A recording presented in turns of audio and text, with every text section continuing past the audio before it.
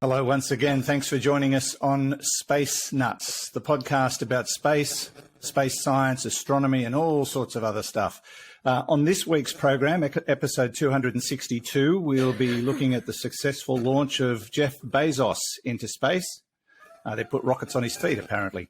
Astronomers have attained detailed images of a plasma jet from a supermassive black hole, and there are mountains on neutron stars.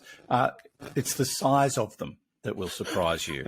Plus audience questions, one from Mark about buying a telescope for his son. I've got a sneaking suspicion it's not for his son. And Tyler in Canada wants to know why there isn't a telescope on Vancouver Island. Anyway, we will cover all of that. My name's Andrew Dunkley, your host, and joining me as always is Professor Fred Watson, astronomer at large. Hello, Fred. Hi, Andrew. Good to see you. Good to talk to you. I should just check my levels as well. I think that looks as though it's all right. I'm not distorting. Just checking the view meter now. I've got one, you know. Yes, of course. You might as well use all the tools in the box. The tools in the box, yes. Yeah. Now, we've got more interesting times. The Delta strain continues to spread, and the town next door to us, the city of Orange, has been locked down along with its neighbouring shires because a couple of cases got into the region. It seems to be spreading via transport drivers, which is very scary. So, and that's how it got into Victoria. That's how it got into Queensland and South Australia, all through road transport. And the case that's shut down the city of Orange is apparently the story I've heard is that the driver was out of his vehicle and at the facility where the next person caught it from him for 90 seconds. So if that doesn't tell you how easily this Delta strain is spread, nothing will. But yeah, they're not taking any chances. A couple of cases have been recorded. We'll probably know more today as to whether or not it is spread in Orange. And between us and Orange, it's a very busy road interchange. The traffic between the two cities is significant. So we are on ready alert here. So fingers crossed. And you were at a hot spot, Fred, I believe. That's right. Well, we've been in... We've been locked down in Sydney for 4 weeks now, and it's been full lockdown for basically a week and a half where you can't do anything. But one thing you're allowed to do is go to the shops to get your groceries. We did that on Saturday, and then were pinged yesterday because that shopping centre turned out to be a hotspot. So we were pinged as casual contacts, and if you're a casual contact, you have to get immediately tested and self-isolate until you get your results. And if it's within 5 days, you have to keep on self-isolating, even if your result is clear, and do another test. So we'll have to get tested again. Wow. Which is why the interruption to normal service in terms of the recordings of Space Nuts. So this is a delayed recording. It is, but hopefully all will be well. But by the time people hear it, it'll be back on time. We're masters of time lords. That's what we are. Exactly right. Spot on. Okay, let us begin. And another successful space tourist launch. Jeff Bezos made it into space, hung around for a while, took a few photos, and then came back down to Earth successfully. So Jeff Bezos and Richard Branson, only a handful of days apart, have made history. And it was a beautiful launch, wasn't it? It was amazing. It was, yeah. Did you watch the live stream? I didn't watch the live stream. That was too late for me. You know, I get up at sparrows. So yes, you do. You get up. Yeah, I've got the luxury. I barely had my eyes open at 10 p.m. our time, so I so much wanted to, but I just couldn't. But I did watch it the next day on repeat. So yeah, it was a great launch. They got up to Mark 3. Yeah, they did. Yeah, which you have to do. So basically, the rocket kicks the capsule up to a speed of roughly 1 to 1.5 kilometers per second. So it's nothing like what you need to go into orbit, which is 8 kilometers per second horizontally. Yeah. But still, it's pretty flashy. And I did watch it. It reminded me of many space launches I've watched because it had all the trimmings, the countdown. There was a hold in the countdown at 15 minutes. Just to check that everything was all right. Check the tyre pressure. Indeed, that's very important. But it's nice to see the 4 astronauts boarding the capsule and their reaction when they came down afterwards. And that it actually, for me, is the special bit of this launch, because it's not just Jeff Bezos himself, the world's richest man, but his brother Mark, who's a big fan of Jeff's, as you might expect, but also this lovely lady, Wally Funk, who, if I remember rightly, her real name is Mary, I think, Mary Wallace Funk, but she always got Wally. She's 82 years old, a role model for all us oldies, and she was one of the Mercury 13. So the Mercury 7, which many of us have heard of, were the 7 astronauts trained up for the Mercury program, which was right at the beginning of the United States' crewed space flight. And indeed, it was manned in those days because they were all men. Yeah. The first missions as a precursor to Gemini and then to Apollo. But there was the Mercury 13, who were 13 female astronauts trained up to the same level, passed the same tests, had all the same attributes, and any one of them could have gone into space, but none of them did. So much for equality in the early 1960s. Wally Funk became a very big name in aviation. She was an accomplished fighter pilot. She kind of, did all the training, but gave up on ever going into space until Jeff Bezos came along and said, "I want you as the passenger on the first Blue Origin flight of the New Shepard spacecraft." Wonderful. Which is what happened, and she was just thrilled. So she is now the oldest person to have gone into space because she crossed the Kármán line at 100 kilometers. That same flight also took the youngest person to have been into space. That's right. Because the story is an incredible story. There was an auction for the 4th seat on the mission, and the person who won the auction, the day before the flight was due to take place, said he was too busy. There's a headline I've seen: winner of auction, $30 million, too busy to participate in the space flight. Anyway, that's all right. So they gave it to the next person down, and it turns out that this was a rather rich man in the Netherlands whose son is a pilot, a teenager, 18 years old. Yeah. He also flew. His name is Oliver Damon.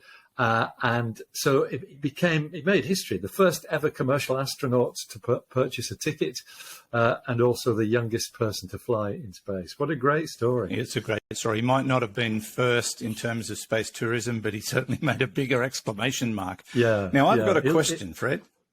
Yes.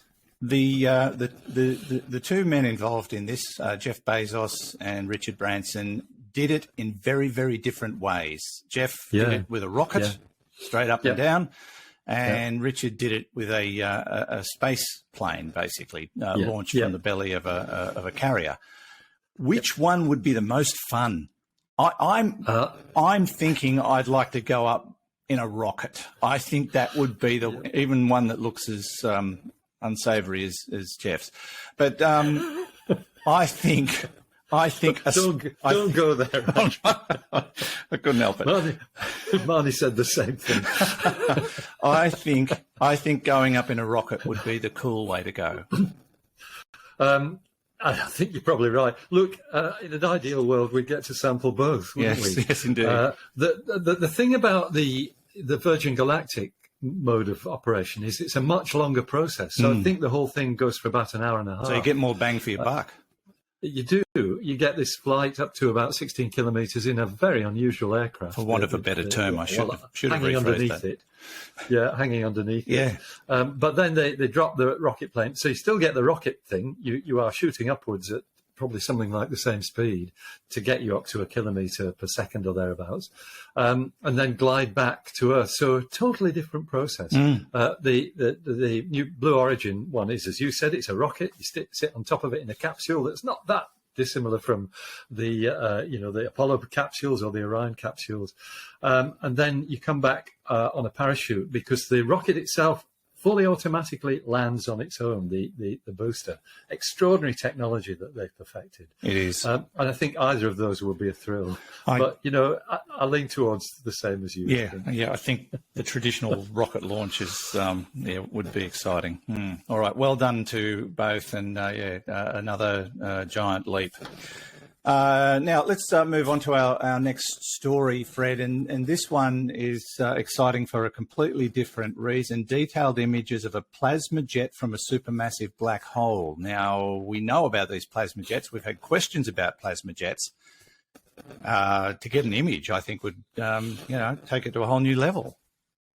Indeed, that's right. And this is a story from an old friend of ours, the Event Horizon Telescope, which, of course, in 2019 captured the very first image of the event horizon of a supermassive black hole in the galaxy M87. You and I have talked about this before, and we kind of always suspect that there's much more going on in the background that this telescope has observed that we don't know about yet. And so now we do, because a new image has been released. I'm not sure when this image was, or there's several images, I think, but when they were made. But they reveal as you said, the plasma jet being emitted from the supermassive black hole at the center of a very well-known galaxy called Centaurus A, one of the first radio galaxies detected, which is why it's got an A. It's basically the relativistic flow coming from one of the poles of this black hole. And to put that into English, you and I have spoken before about the fact that, yes, black holes suck things in. So you get an accretion disk of material swirling around it, and that's what becomes visible in radio waves and infrared. But some of that stuff doesn't get sucked into the black hole. It gets refocused by the magnetic fields of the black hole to squirt out as a jet north and south, the north and south poles of the black hole, if I can put it that way, at relativistic velocities, which means nearly the speed of light. And so that is what has been imaged. Now, we see the effect of these jets, excuse me, when we look at radio images of what we call active galaxies. They're active in that their black holes are consuming material. And those jets sometimes extend hundreds of thousands of light years into space around the galaxy. So they're visible at great distances. But this is the first time we've seen one kind of as it's being emitted. It's the point at which it's squirting out. And what you see, it looks just like somebody's thrown down two sticks and lit them up or painted them orange and taken a photograph. Yeah, that's what it looks like. It's a cone of material, and it's probably a hollow cone. And that might mean that the black hole is precessing slightly, it's rotating, and the material is coming out in this conical shape, a hollow cone. So all you see is the edges. They're the bits that are lit up because the center itself is not luminous. So a remarkable image, absolutely extraordinary stuff, and a great achievement for the Event Horizon Telescope, which you'll remember is 8 radio observatories in the western hemisphere of our planet, and they all work together to basically to be able to resolve detail on the scale of a pea on the moon. To quote what the author of it's Gemma Conroy, actually, who wrote a very nice piece on this on the Australian ABC News website. I think she described it as the level of being able to see a pea on the moon, which is about right. It's very, very fine detail. You and I are both looking forward to what comes next from them, which we hope will be something. Is your cue? The black hole in the center of our own galaxy. Sagittarius A star. A star, that's right. Yeah, I got there eventually. You did, yeah. No, it's. I'm sure they've observed that already. They're probably still doing the number crunching because there's an extraordinary amount of work. I can imagine the computer power required would be astronomical. Oh, that's a good word. It is. You did answer a question when you were explaining these plasma jets that I didn't even know I should have asked, but I always assumed that the stuff that went into the black hole was what was being blasted out, but you said that it's the stuff that doesn't go into the black hole that's being ejected. Yeah, because the stuff that goes into the black hole is the point of no return. Once they cross the event horizon, you've had it. And so this is a sort of curious, and I confess I don't really understand the mechanisms of this because I'm not an expert in magnetohydrodynamics, which is what it's all about. Or, not an expert in anything, really. I did used to know a lot about telescopes when I was in charge of a big one. Yeah, but then Galileo stole your thunder, didn't he? He was a good lad, was Galileo. I remember him well. So the hydrodynamics of it are probably pretty complicated, but essentially stuff gets bypassed. It bypasses the black hole itself because it suggests that these magnetic forces are enough to disrupt or to overcome the gravitational force, which is what is absolutely the number one force in the region of a black hole. But the magnetism, the magnetic forces, or electromagnetic forces, they are really, they actually can refocus the material, squirt it out in a term we call collimated, which means it's all going in effectively a parallel beam, although slightly conical, as we've seen. So that's how you avoid being sucked into a black hole. You make yourself a suit of ever-ready batteries, and you'll be... and take a strong magnet with it as well. Exactly. That'll help, I'm sure. Just put it all together. It would help. I think that'll solve it, yes. All right, very exciting news and more to come, obviously. It's great. Yeah. This is the Space Nuts podcast. Andrew Dunkley here with Fred Watson. Space Nuts. You've been listening to the Space Nuts podcast. Available at Apple Podcasts, Google Podcasts, Spotify, iHeartRadio, or your favorite podcast player. You can also stream on demand at Bytes.com. This has been another quality podcast production from Bytes.com.